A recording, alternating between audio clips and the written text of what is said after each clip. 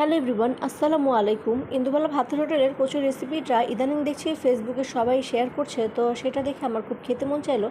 আমার বাসায় ছিল সামান্য একটু কচু, তো সেই কচুটা আমি রেখে দিয়েছিলাম। সেই কচুর অংশটা দিয়ে আমি তৈরি করে ফেললাম বিখ্যাত সেই কচু বাটা। এটার জন্য লাগবে কাঁচামরিচ, সরিষার, তারপর হচ্ছে রসুন, পোস্তদানা, নারিকেল। তো সবগুলো উপকরণ একসাথে মিক্সড করে বেটে নিতে হবে।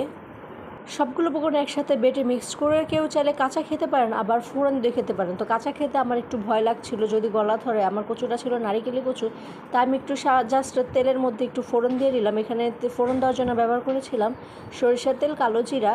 তো কয়েক মিনিট নাড়াচাড়া দিয়ে এটা ভেজে নিয়েছিলাম। হালকা হালকা ভাজা হয়ে যাওয়ার পর এটা আমি গরম গরম ভাতের সাথে ট্রাই করলাম।